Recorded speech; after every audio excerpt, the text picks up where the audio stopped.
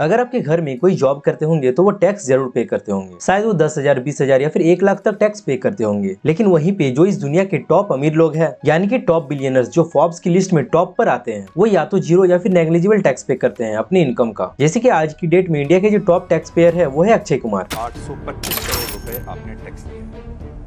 मुझे लगता है देश में आप उन गिने चुने लोगों में से होंगे जिनके इनकम टैक्स वाले भी तारीफ कर देते हैं, ना कि अंबानी, अदानी या फिर टाटा में से कोई। जबकि ये सारे बिजनेस ओनर्स इन एक्टर से कई हजार गुना ज्यादा पैसा कमाते हैं। लेकिन फिर भी ऐसा क्यों होता है कि ये बिलियनर, ये अमीर लोग ना के बराबर टैक्स पे करते हैं? और ऐसा खाली इंडिया के अंदर ही नहीं होता, ऐसा पूरे दुनिया के अंदर होता है। वर्ल्ड वाइड जितने भी बिलियनर है वो ना के बराबर टैक्स पे करते हैं। यार एक बार वरुण बफे ने भी अपनी इंटरव्यू के अंदर बोला था कि वो अपने असिस्टेंट से भी कम टैक्स पे करते हैं।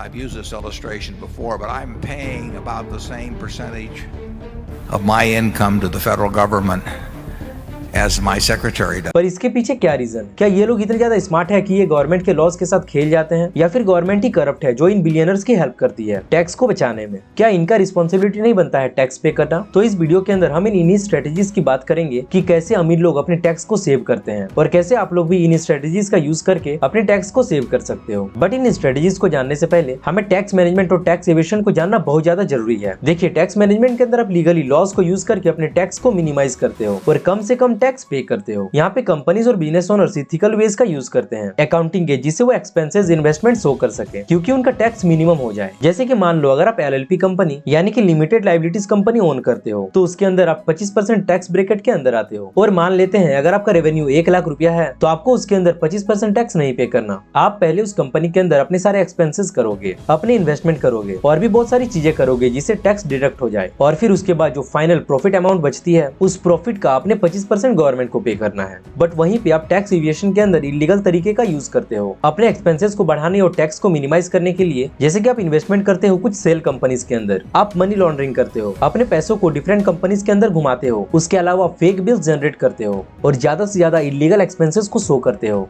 और हवाला के तरीकों से अपने पैसों को इंटरनेशनली ट्रांसफर करते हो, जिस वजह से आप अपने टैक्स को तो सेव कर लेते हो बट ये सारी तरीके इलीगल है। एंड अगर आप इन चीजों में पकड़े गए तो आपको जेल भी हो सकता है। 4 people involved in a massive money laundering operation are now in jail. 10 people have been arrested for their alleged involvement in money laundering and other forgery activities. But मैं आपको कोई इलीगल तरीका नहीं सिखाऊंगा। इस वीडियो के अंदर मैं आपको 3 ऐसे स्ट्रेटेजीज बताऊंगा जिसका यूज करके आप लीगली अपने टैक्स को सेव कर पाओ। Strategy number 3, holding assets on the name of business. देखिए, अगर आपको वेल्दी बनना है तो आपको इन्वेस्ट तो करना ही पड़ेगा, आपको लगातार एसेट्स को खरीदना पड़ेगा अगर आपको बहुत बड़ी वेल्थ को क्रिएट करना है। क्योंकि अमीर लोगों को एक सीक्रेट पता है कि पैसे कमाने से कुछ नहीं होता, अगर उन पैसों को सही जगह नहीं लगाया गया तो वो कभी भी वेल्थ क्रिएट नहीं कर सकता। क्योंकि जैसे ही अमीर लोग पैसे कमाते हैं, अमीर लोग डायरेक्टली उनको अपने इन्वेस्टमेंट्स के अंदर लगा देते हैं। आज की डेट में स्टॉक्स के अंदर, रियल एस्टेट के अंदर या फिर कोई भी चीज के अंदर इन्वेस्ट करना बहुत ज्यादा इजी हो गया है एंड नॉर्मल पब्लिक भी उसको इजीली कर पाती है। लेकिन नॉर्मल पब्लिक ये सारी इन्वेस्टमेंट अपने पर्सनल नाम के ऊपर करती है, बट वहीं पे ये सारे अमीर लोग इन इन्वेस्टमेंट्स को अपनी कंपनी के नाम के ऊपर करती है। जैसे कि वरुण बफे, जिनका इन्वेस्टमेंट पोर्टफोलियो आज की डेट में $800 बिलियन है, वो सारे इन्वेस्टमेंट उन्होंने अपने पर्सनल नाम के ऊपर नहीं, अपनी कंपनी के नाम पे करी है जिसका नाम है बर्कशायर हैथवे, जिसकी वजह से आज की डेट में बर्कशायर हैथवे $800 बिलियन से भी बड़ी कंपनी है और साथ ही में उनका शेयर प्राइस दुनिया का सबसे महंगा शेयर प्राइस है। बिकॉज पर्सनल टैक्स हमेशा कंपनी के टैक्स से बहुत ज्यादा होता है, क्योंकि कंपनी एम्प्लॉयमेंट जनरेट करती है, कंपनी इकोनॉमी को ग्रो करवाती है, जिस वजह से गवर्नमेंट उनको टैक्स बेनिफिट्स देते हैं। Strategy number 2, charity and donation. अमीर लोग चैरिटी सिर्फ इसलिए नहीं करते क्योंकि वो एक नोबल कॉज है। Investor Warren Buffett just pledged to give away $3.6 billion of his fortune to charity. Just over $5.7 billion is the value of Tesla shares donated to charity last year by boss Elon Musk. But वो इसलिए भी करते हैं क्योंकि वो इससे ज्यादा से ज्यादा अपने टैक्स को सेव कर पाते हैं। अमीर लोग हमेशा ये कोशिश करते हैं कि वो ज्यादा से ज्यादा कल्चरल एक्टिविटीज में इन्वॉल्व रहे, डोनेशन वाली एक्टिविटीज, चैरिटी एक्टिविटीज, इन सारे तरीकों की एक्टिविटीज में इन्वॉल्व रहे ताकि उनका मार्केट के अंदर रेस्पेक्ट बढ़ता जाए। बिकॉज जिस इंसान की मार्केट के अंदर रेस्पेक्ट बहुत ज्यादा होती है उसको काम बहुत सारा आने लगता है, जिस वजह से वो अपने बिजनेस को भी बहुत तेजी से ग्रो कर पाते हैं। इंडिया के अंदर section 80G of income tax के according people are eligible to deduct their 50 to 100% of their charitable amount, और ये परसेंटेज डिपेंड करता है बेस्ड ऑन एनजीओ, क्योंकि गवर्नमेंट ने कुछ ऐसे एनजीओ रिफाइन कर रखे हैं जहाँ पे आप 50% डिडक्ट कर सकते हो, कहीं पे आप 100% डिडक्ट कर सकते हो, कहीं पे आप 80 कर सकते हो। मतलब ये वेरी करता है based on the government rules. For example, अगर आपकी इनकम 10 लाख रुपीज है और अगर सब कुछ डिडक्ट करने के बाद आपकी टैक्सेबल इनकम बनती है 8 लाख रुपीज, तो नई टैक्स रिजिम के अकॉर्डिंग 8 लाख रुपीज के अंदर आपको 45,000 रुपीज का टैक्स पे करना होता है। बट अगर आपको किसी एनजीओ के अंदर डोनेट करना है कर दो, जहाँ पे आप 100% क्लेम कर सकते हो अपने टैक्स डिडक्शन को। तो अगर किसी एनजीओ में 45,000 रुपीज डोनेट करें तो आपकी इनकम टैक्स फ्री हो जाएगी, आपको एक भी रुपया गवर्नमेंट को टैक्स नहीं देना पड़ेगा। एंड मैं मानता हूँ कि इस स्ट्रेटेजी का यूज करके बहुत सारे लोग अपने टैक्स को बचाने की कोशिश करते हैं, ना कि नोबल कॉज को। बट आई होप कि आप इस स्ट्रेटेजी का यूज करोगे ताकि आप वर्ल्ड के अंदर ज्यादा से ज्यादा पॉजिटिव इंपैक्ट को क्रिएट कर सको, लोगों की मदद कर सको